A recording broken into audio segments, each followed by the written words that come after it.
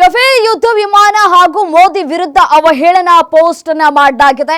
ರಾಯಚೂರಿನಲ್ಲಿ ಅವಹೇಳನಕಾರಿ ಪೋಸ್ಟ್ ಅನ್ನ ಮಾಡಿದ್ದ ಆ ಯುವಕನನ್ನ ಇದೀಗ ಅರೆಸ್ಟ್ ಮಾಡಲಾಗಿದೆ. ಆರೋಪಿಯನ್ನ ವಶಕ್ಕೆ ಪಡೆದುಕೊಂಡಿರುವಂತಹ ಪೊಲೀಸರು ಅಜ್ಮೀರ್ ಅವಹೇಳನಕಾರಿಯಾಗಿ ಪೋಸ್ಟ್ ಅನ್ನ ಮಾಡಿದಂತಹ ವ್ಯಕ್ತಿ ಪ್ರಕರಣವನ್ನ ದಾಖಲಿಸಿಕೊಂಡು ತನಿಖೆಯನ್ನ ನಡೆಸ್ತಾ ಇದ್ದಾರೆ ಪೊಲೀಸರು.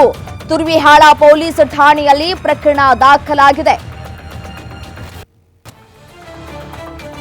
ನೋಡಿ, ದೃಶ್ಯದಲ್ಲಿ ಗಮನಿಸ್ತಾ ಇದ್ದೀರಲ್ಲ, ಯಾವ ರೀತಿಯಾಗಿ ಅವಹೇಳನ ಪೋಸ್ಟ್ ಅನ್ನ ಮಾಡಿದ್ದಾನೆ ಅಂತ ಹೇಳಿ.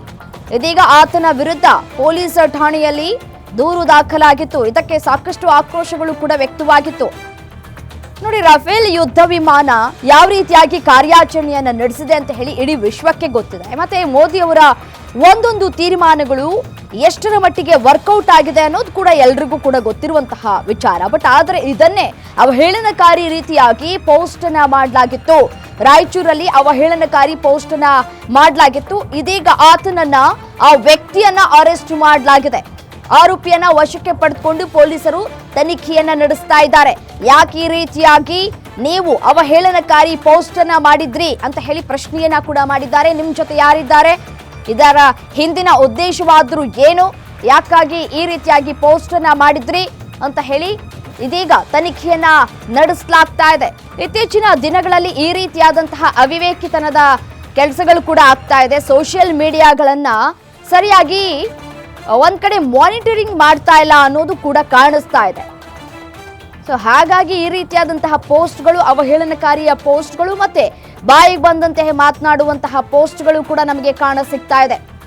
ಒಂದ್ ಕಡೆ ಖುರೇಶಿ ಅವರ ವಿಚಾರಕ್ಕೆ ಸಂಬಂಧಪಟ್ಟಂತೆ ಯಾವ ರೀತಿಯಾಗಿ ಪೋಸ್ಟ್ ಮಾಡಿದ್ರು ಅನ್ನೋದು ಗೊತ್ತಿರುವಂತಹ ವಿಚಾರ, ಧರ್ಮದ ಬಗ್ಗೆ ಮಾತನಾಡಿರುವಂತಹ ವಿಚಾರ, ಮತ್ತೆ ಇದೀಗ ಮೋದಿ ಮತ್ತೆ ನಮ್ಮ ರಫೇಲ್ ಯುದ್ಧ ವಿಮಾನ ಏನಿದೆ ಅದರ ಬಗ್ಗೆ ಅವಹೇಳನಕಾರಿ ಪೋಸ್ಟ್ ಅನ್ನ ಮಾಡಲಾಗಿರುವಂಥದ್ದು. ಇವ್ರಿಗೆ ಇಷ್ಟೊಂದೆಲ್ಲ ಧೈರ್ಯ ಎಲ್ಲಿಂದ ಬರುತ್ತೆ ಅನ್ನೋದು ಒಂದ್ ಕಡೆ ಪ್ರಶ್ನೆ. ನಿಜಕ್ಕೂ ಇವ್ರನ್ನೆಲ್ಲ ಪಾಕಿಸ್ತಾನಕ್ಕೆ ತಗೊಂಡೋಗಿ ಬಿಸಾಕ್ಬಿಡ್ಬೇಕು. ನಿಮ್ಗೆ ಅಲ್ಲೇ ಸರಿ, ಅಲ್ಲಿ ಸರಿಯಾಗಿ ತಿನ್ನಕ್ ಅನ್ನ ಇಲ್ಲ, ಭಿಕ್ಷೆ ಬೇಡ್ಕೊಂಡು ಬದುಕ್ತಾ ಇದ್ದಾರೆ, ಮತ್ತೆ ಅಲ್ಲಿ ಯಾವ ರೀತಿಯಾದಂತಹ ಕ್ಷಿಪಣಿಗಳನ್ನ ಬಳಸ್ತಾ ಇದ್ದಾರೆ, ಮತ್ತೆ ಡ್ರೋನ್ಗಳನ್ನ ಬಳಕೆ ಮಾಡಿಕೊಂಡು ಬದುಕೋಕಾಗದೆ ಬೇರೆ ಬೇರೆ ದೇಶದ ಮೊರೆ ಹೋಗ್ತಾ ಇದ್ದಾರೆ. ಬದುಕಿಸಿ ನಮ್ಮನ್ನ ಕಾಪಾಡಿ, ಭಾರತ ನಮ್ಮ ಮೇಲೆ ಯುದ್ಧ ಸಾರ್ಬಿಡುತ್ತೆ ಅಂತ ಹೇಳಿ ಮೊರೆ ಹೋಗ್ತಾ ಇದ್ದಾರೆ. ಬೇರೆ ಬೇರೆ ದೇಶದ ಮೊರೆ ಹೋಗ್ತಾ ಇದೆ. ಸರಿಯಾಗಿ ಕುಡಿಯೋದಕ್ಕೆ ನೀರಿಲ್ಲ ಪಾಕಿಸ್ತಾನದ ಬಳಿ.